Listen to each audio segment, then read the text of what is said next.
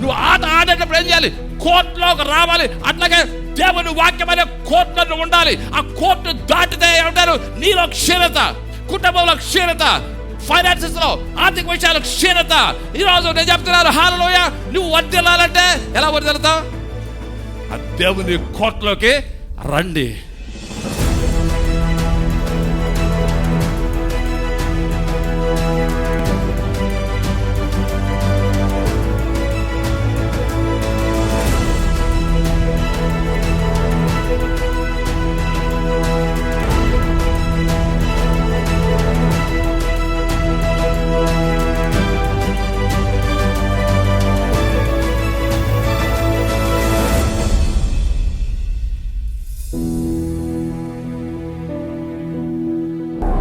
దేవుని వాక్యము ధ్యానం చేసుకుందాం. ఒకసారి మనందరం కూడా మొదటి పేతురు రాసినటువంటి పత్రికకు వెళ్దాం.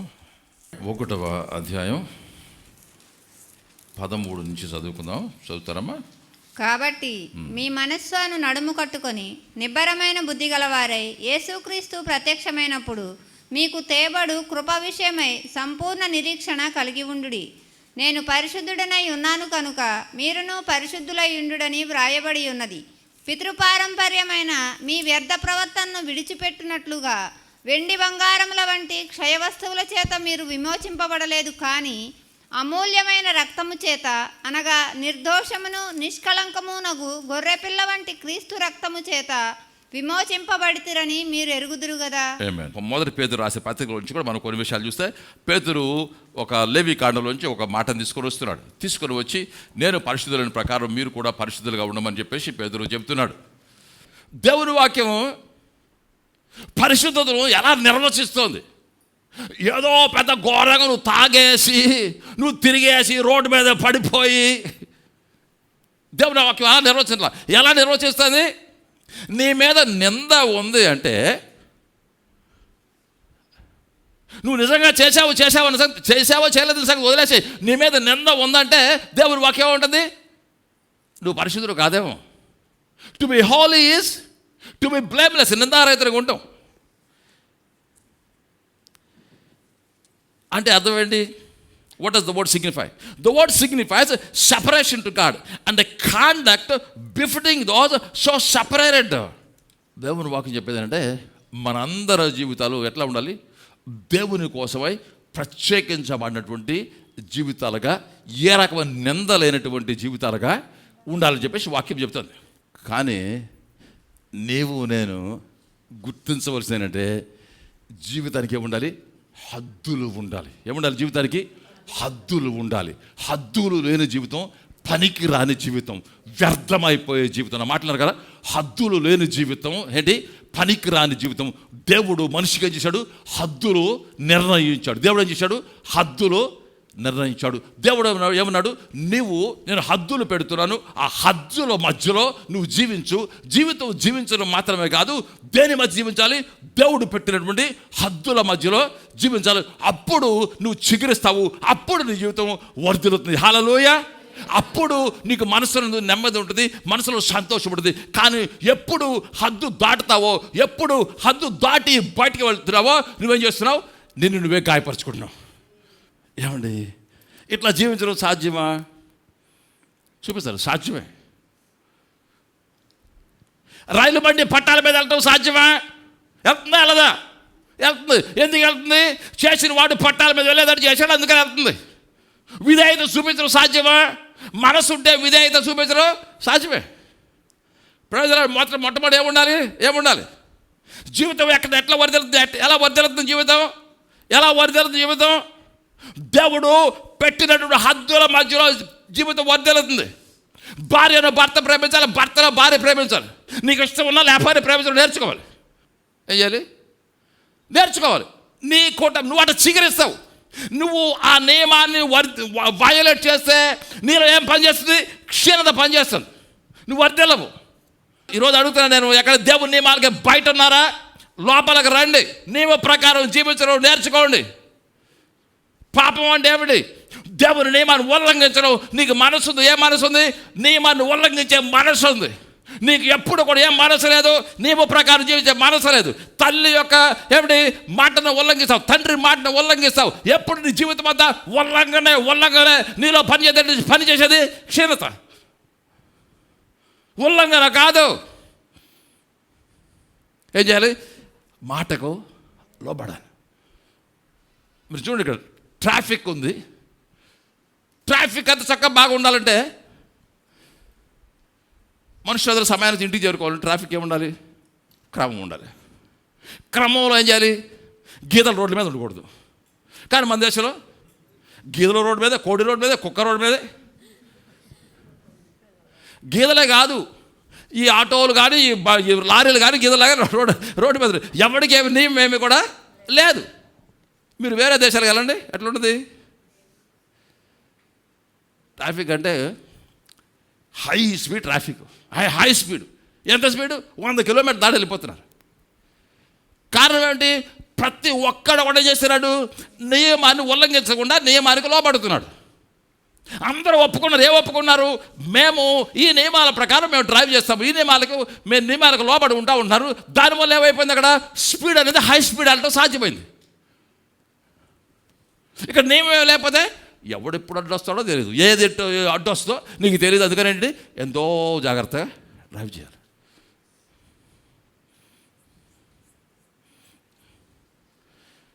అందుకని దేవుడు నియమాలను ఇస్తే, దేవుడు ఊరికే నియమాలు ఇవ్వలేదు.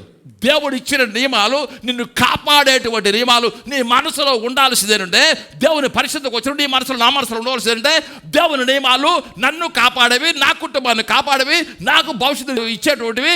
అందుచేత దేవుడు నియమాలు ఇచ్చాడు. కానీ దేవుడు ఏమి సాడిస్ట్ కాదు. దేవుడు నియమాల్లో పెట్టి ఏమిటి నిన్ను హింసించడానికి దేవుడు నియమాలు ఇవ్వలేదు. నీ ఆరోగ్యానికి నియమాలు ఇచ్చాడు, హల్లెలూయా. నీ సంతోషానికి దేవుడు నియమాలు ఇచ్చాడు, హల్లెలూయా.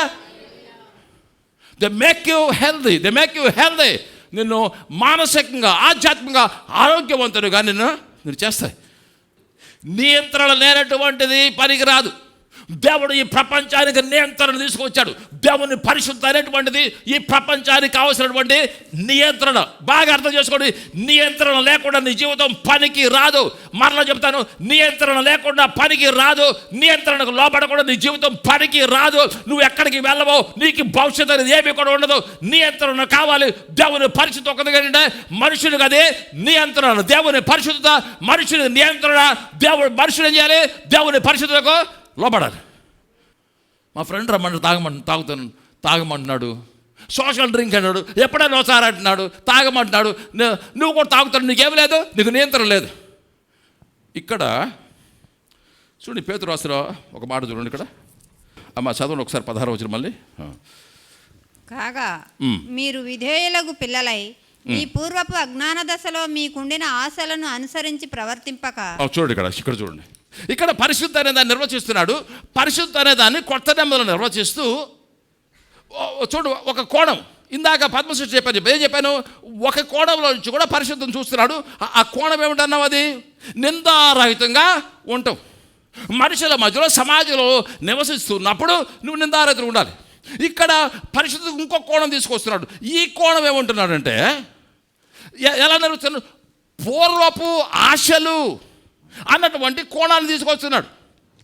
దేవుని ఎరగనప్పుడు మనం ఎటువంటి జీవితాన్ని జీవించాము? చూడండి ఒకసారి ఎఫెసీయులకు రాసిన 2:10 ఒకసారి. మరియు వాటి యందు మనము నడుచుకొనవలనని దేవుడు ముందుగా సిద్ధపరిచిన సత్క్రియలు చేయుటకై మనము క్రీస్తు యేసునందు సృష్టింపబడిన వారమై ఆయన చేసిన పని అయి ఉన్నాము. Sir good. 3వ వచనం కూడా చదవండి, 3 నుంచి. వారితో కలిసి మనం అందరమును శరీరము యొక్కయు మనస్సు యొక్కయు కోరికలను నెరవేర్చుకొనుచు మన శరీరాశలను అనుసరించి మునుపు ప్రవర్తించుచు కడమ వారి వలె స్వభావ సిద్ధముగా దైవోగ్రతకు పాత్రులమై ఉంటిమి. ఆమేన్. ఏమి రాస్తున్నాడు ఇక్కడ చూడండి. కోరికలు అన్న మాటను రాస్తున్నాడు. ఇంకా చెప్పాలంటే ఇంగ్లీష్లోకి వెళ్తే కొన్ని ట్రాన్స్లేషన్స్ ఏమో లస్ట్స్ అనే మాట. లస్ట్ అంటే కోరిక మాత్రమే కాదు, it's a very strong desire, an inordinate desire, a desire out of control. దేవుణ్ణి ఎరగనప్పుడు ఏమి వెళ్తాయంట మనుషుల్ని? ఏలేటువంటివి కోరికలు మనుషులని ఏలుతాయంట. అయితే ఈ మాట కోరికలు అన్నటువంటి మాట ఇంకా అనేక రకాలు చెప్పబడింది. ఒక్కసారి 2వ తిమోతి పత్రిక 3వ అధ్యాయం 6వ వచనం చూడమ్మా. 2వ తిమోతి. పాపభరితులై నానా విధములైన దురాశల వలన నడిపింపబడి, చూడండి, నానా విధములైన దురాశల వలన నడిపింపబడి. చూడండి, దేవుణ్ణి ఎరగనప్పుడు మనిషి ఎలా నడిపించబడతాడు? చూడండి, ఇక్కడ గమనించవలసిందంటే మనిషి దేని చేత నడిపించబడతాడు? దేవుణ్ణి ఎరగొన్నప్పుడు మనిషిలో ఉన్నటువంటి డ్రైవింగ్ ఫ్యాక్టర్ అనేటువంటిది ఏమిటి? ఏమిటిది? మనిషిలో ఉన్నటువంటి డ్రైవింగ్ ఫ్యాక్టర్ అంటే ఈ సమాజాన్ని నడిపించేటువంటిది ఏమిటి? నడిపించేది. అయితే ఒక చోట కోరికలు అన్నాడు, ఇక్కడికి వచ్చినప్పుడు దాన్ని ఉన్నాడు దురాశలు, అంటే చెడు ఆశలు. జీవితం బాగుపడాలి అంటే దానికి ఏం కావాలి? అది నడిపించబడాలి, అది సక్రమంగా నడిపించబడాలి. సక్రమంగా నడిపించాలంటే ఎవరి ఆధీనంలోకి దాన్ని తీసుకురావాలి? దేవుని యొక్క ఆధీనంలోకి దాన్ని తీసుకురావాలి. అయితే దాన్ని ఆధీనంలో తీసుకుని రాకుండా నీవు దేంతో నడిపిస్తావు? దురాశతో నడిపిస్తే ఏమవుతుంది? దురాశతో నడిపిస్తే చదువునమ్మ ఒకసారి 3:6. పాపభరితులై నానా విధములైన దురాశల వలన నడిపింపబడి ఎల్లప్పుడూ నేర్చుకొనుచున్నను సత్య విషయమైన అనుభవ జ్ఞానము ఎప్పుడును పొందలేని అవివేక స్త్రీల యొక్క ఇండ్లలో చొచ్చి వారిని చెరపట్టుకొని పోవువారు వీరిలో చేరినవారు. ఓకే, ఇంకొక మాట చూద్దామా. తీతుకు రాసిన పత్రిక 3:3. ఎందుకనగా మనము కూడా మునుపు అవివేకులమును అవిధేయులమును మోసపోయిన వారమును నానా విధములైన దురాశలకును భోగములకును దాసులమునై ఉండి దుష్టత్వమునందును అసూయయందును కాలము గడుపుచు అసహ్యులమై ఒకరినొకడు ద్వేషించుచు ఉంటిమి. కానీ ఇక్కడ మనం ఏం చూస్తున్నాం? ఇక్కడ 3:3లో ఎందుకనగా మనం కూడా మునుపు అవివేకులమును అవిధేయులమును మోసపోయిన వారమును నానా విధముల దురాశలకు భోగములకును దాసులమునై ఉంటుంది. దేనికి దాసులు? దురాశలకు దాసులై ఉన్నాము. దేనికి దాసులై ఉన్నాము? దురాశలకు దాసులు. నడిపించేది ఏమి నడిపిస్తుంది? కోరికలు నడిపిస్తుంది. నేను అడుగుతాను, ఈరోజు నీ జీవితంలో నిన్ను నడిపిస్తున్నది ఎవరు నడిపిస్తూ ఉన్నారు? ఎవరు నడిపిస్తున్నారు? ఇంకా మనం కొన్ని మాటలు ఇంకా చూడవచ్చు. ఇక్కడ చూడవలసిన మాట అంటే దురాశకు దాసులై ఉంటావు. దాసులై ఉంటావు అంటే అర్థం ఏంటి? నీవు జీవితం మీద కంట్రోల్ కోల్పోయావు. ఇంకా చెప్పాలంటే నీవు నీ కోరికల చేతిలో ఎట్లా ఉన్నావు? నువ్వు బానిసగా ఉన్నావు. చూడండి, జీవితం చిగురించడం అంటే ఊరికే చిగురించదు జీవితము. ఏమిటి బైబిల్ చెప్పి ఇక్కడ? నీ లోపల ఏమి జరుగుతుందో అది ప్రధానమైంది. నీ లోపల ఏముందో అది ప్రధానమైంది. నీ లోపల ఎట్లా ఉండాలి?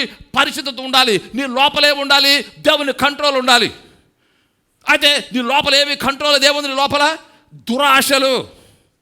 ఓకే, ఇంకా మనం ఇంకొక మాట మనం చూద్దాం. మార్కు రాసినటువంటి శుభవార్తలో మార్కు కూడా రాస్తున్నాడు 4:19. ఇతరులు ముండ్ల పొదలలో విత్తబడిన వారు వీరు వాక్యము విందురు గాని ఐహిక విచారములను ధనమోసమును మరి ఇతరమైన ఆపేక్షలను లోపల చొచ్చి. ఏమంటే ఇతరమైన ఆపేక్షలను? ఇక్కడ చూడండి, ఒకసారి ఇక్కడ బాగా గమనించండి. ఏమిటంటే దేని గురించి మాట్లాడుతున్నారు? ఇక్కడ విత్తనం ఫలించడం గురించి మాట్లాడుతున్నాడు. దేవుని యొక్క వాక్యం మనిషి జీవితంలో ఫలించలేదు. దేవుని సన్నిధిలో రావాల్సినటువంటి అభివృద్ధి రావటం లేదు. కారణం ఏమిటంటే ఈ వ్యక్తి లోపల దేవుని వాక్యం ఫలించలేదంటే కారణం ఏం చెప్తుంది? ఆపేక్షలు. ఏం ఆపేక్షలు? ఏం ఆపేక్షలమ్మా? ఇతరమైన ఆపేక్షలు. ముందేమన్నాడు? ఐహిక విచారములు, ఐహిక విచారము, ధనమోసమును మరియు ఇతరమైన అపేక్షలను లోపల చొచ్చి వాక్యమును అణచివేయుట వలన అది నిష్ఫలమగును. అది నిష్ఫలము అగును. ఇంకొక మాట దాన్ని బట్టి చూడండి, ఆ దురాశలు, దురాపేక్షలు. యోహాను రాసిన సువార్త, అందరు తీయండి బైబిల్ తినం ఒకసారి అందరూ. యోహాను రాసిన సువార్త 8వ అధ్యాయం 44వ వచనం. మీరు మీ తండ్రి యొక్క అపవాది సంబంధులు, మీ తండ్రి దురాశలు నెరవేర్చుకోరుచున్నారు. ఆది నుండి వాడు నరహంతకుడై ఉండి సత్యమందు నిలిచినవాడు కాడు, వాని యందు సత్యమే లేదు. వాడు అబద్ధమాడునప్పుడు తన స్వభావము అనుసరించి ఏ మాటలాడును. చాలమ్మా, అక్కడ చూడండి ఏం చెప్తున్నాడు.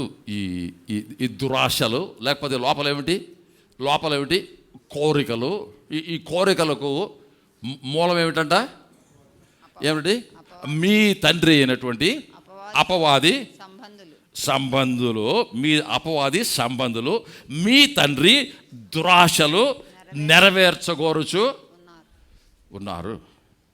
అయితే ఇక్కడ అంతటి ఆగలేదు. వాడు అబద్ధమాడునప్పుడు ఆది నుంచి వాడు నరహంతకుడు అయ్యుండి సత్యమందు నిలిచిన వాడు కాడు, వాని యందు సత్యమే లేదు. చాలా మంచి మాటని యోహాను రాస్తున్నాడు. ఏమిటి మాట అంటే, వాని యందు ఏం లేదు, వాని యందు సత్యమే లేదు. వానిలో ఏమున్నాయి? వానిలో అబద్ధం ఉంది. చూడండి ఒకసారి ఈ మాటలు గమనించండి. చాలా ఇది ఒక విధంగా చెప్పాలంటే ఫిలసాఫికల్గా ఇది చాలా గొప్ప స్టేట్మెంట్, ప్రొఫౌండ్ స్టేట్మెంట్స్. ఇదంతా దేనికి సంబంధించిందంటే, మనుషుల జీవితాలని కట్టుకుంటారు.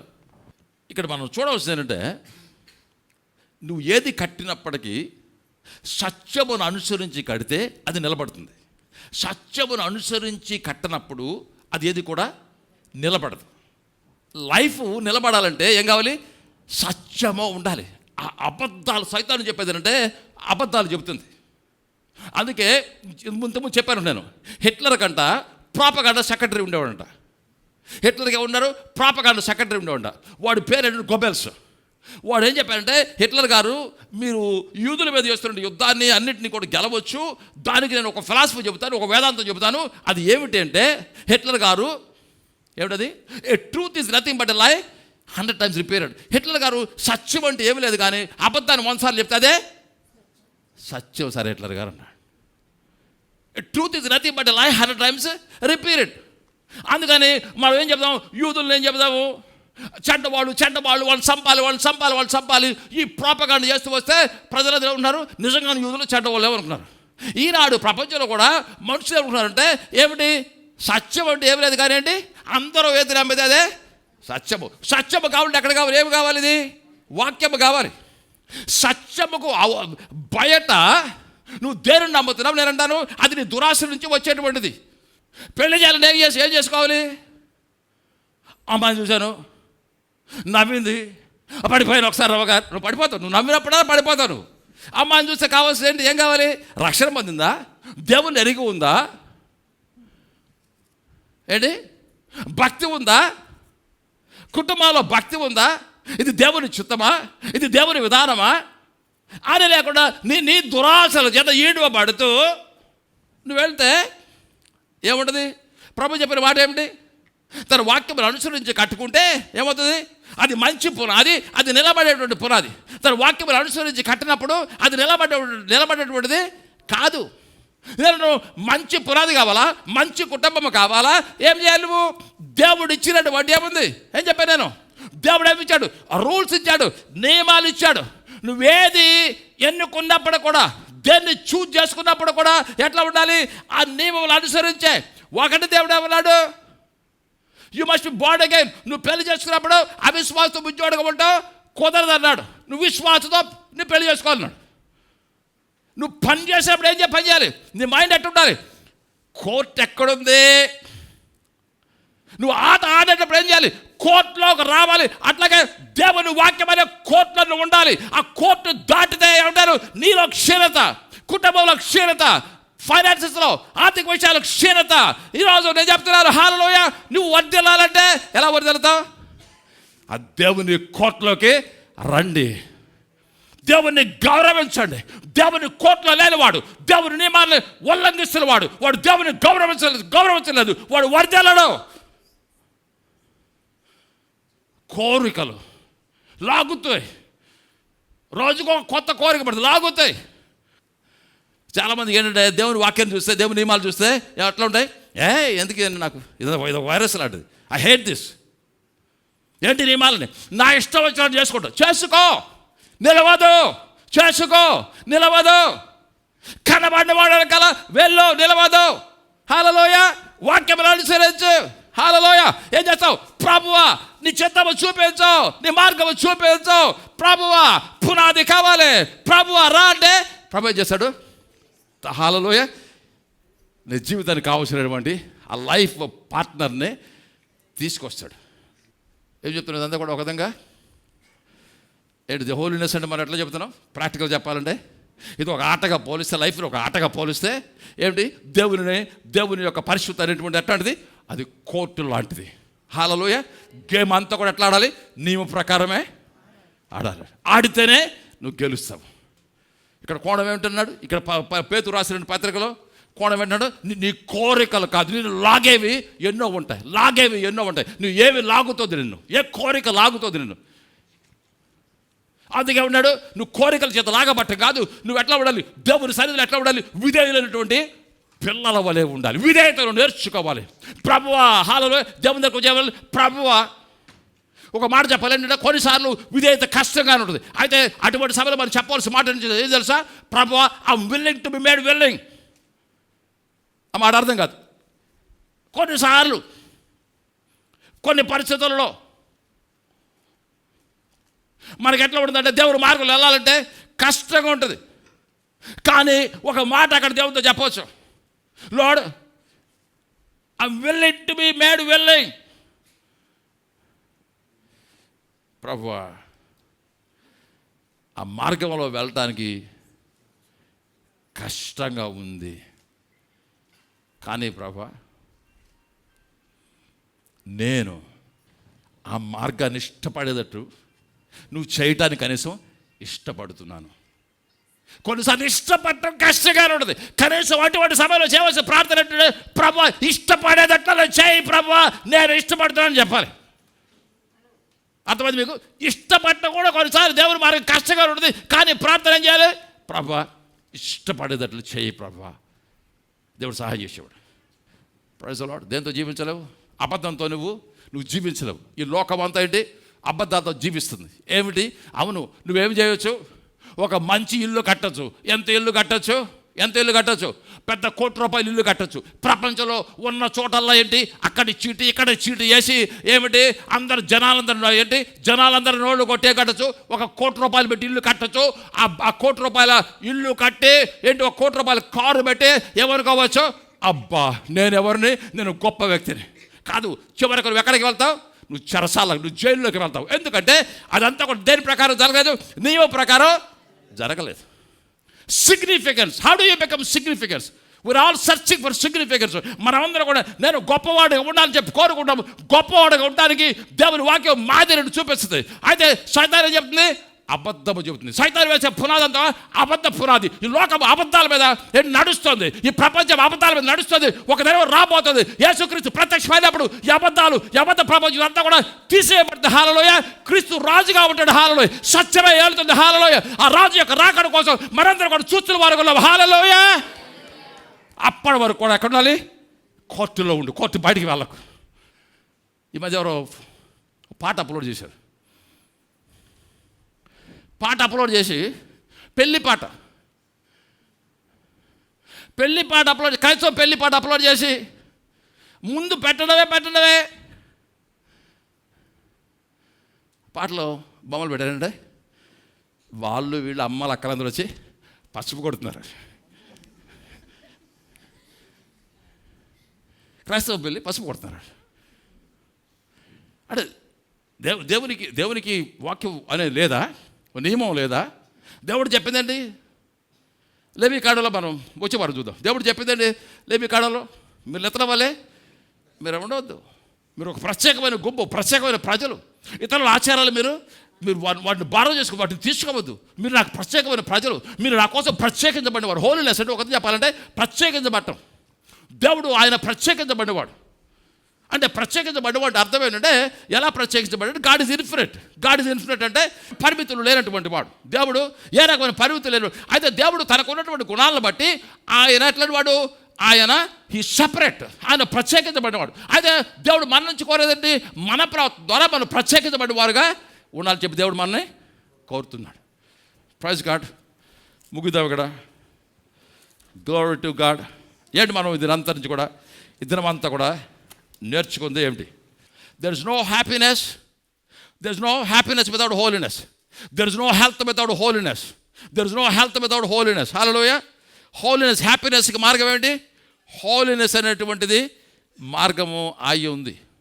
హోలీనెస్ లేనప్పుడు, నువ్వు పాపంలో ఉన్నప్పుడు నీలో పనిచేసేదండి క్షీణత పనిచేస్తుంది. క్షీణత, మరణం అంటే క్షీణత. నువ్వు ఎన్నో రకాలుగా క్షీణించిపోతావు. కారణం ఏమిటి? నీలో దేవుని నియమం లేదు. దేవుని నియమాన్ని ఉల్లంఘిస్తున్నావు. నువ్వు దేవుని నియమాన్ని ఉల్లంఘిస్తున్నప్పుడు, ఉల్లంఘనలో ఉన్నప్పుడు ఏమిటి? నువ్వు సమృద్ధిని చూడలేవు. ఉల్లంఘన ఏం చేయాలి? విడిచిపెట్టాలి. ఇంకొక మాట మనం ఏం చూస్తున్నాం? దేవుని వాక్యం చెప్పేటువంటిది ఏంటి? పరిశుద్ధత అంటే అర్థమేంటి? ఒకటి చెప్పాలంటే, ఇది జీవితం అనేటువంటి ఆటకు ఇదేంటి? పరిశుద్ధత కోర్టుది. ఆ కోర్టులో ఉండు. కోర్టు బయటకు వెళ్ళవద్దు. కోర్టు బయట నిన్ను బయటకు లాగటానికి ఏమున్నాయి? అనేకం ఉన్నాయి. దురాశలు ఉన్నాయి. దురాశలు లాగుతున్నాయి నిన్ను, ఏలుతున్నాయి నిన్ను, పిలుస్తున్నాయి నిన్ను, బయటకు రాని. అదెందుకో ఇదెందుకో?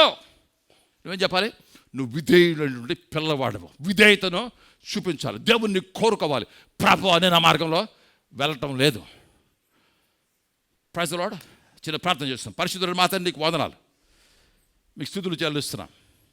ధనమాందు నీ వాక్కును బట్టి మీకు వందనాలు చెల్లిస్తున్నాం. ప్రభు నీ వాక్కు అది జీవము కలిగింది. ఆ వాక్కును బట్టి మీకు స్తుతులు. ఇతర మంది ఎక్కడ ఉల్లంఘన ఉందో, ఉల్లంఘిస్తున్న వారు ఎక్కడ ఎవరున్నారు? ఉల్లంఘిస్తున్నావా? నువ్వు దేవుని మాటను ఉల్లంఘిస్తున్నావా? దేవుని నియమాలను ఉల్లంఘిస్తున్నావా? దురాశల చేత లాగబడుచున్నావా? నిందారహితంగా ఉన్నావా? లేదా నిందతో ఉన్నావా? ఎలాంటి జీవితాన్ని జీవిస్తున్నావు? దేవుడిని ప్రేమిస్తున్నాడు. దేవుడికి జీవాన్ని వాళ్ళని కోరుకున్నాడు. ఆయన పరిశుద్ధత ఒకటి చెప్పాలని జీవము. ఆయన పరిశుద్ధత రా. విడిచిపెట్టబడతాన్ని విడిచిపెట్టి ధనమందు, విడిచిపెట్టబడతాన్ని విడిచిపెట్టి ధనమందు సహాయం చేయి. యేసు నామములో వేడుకుంటున్నాం తండ్రి. ఆమేన్.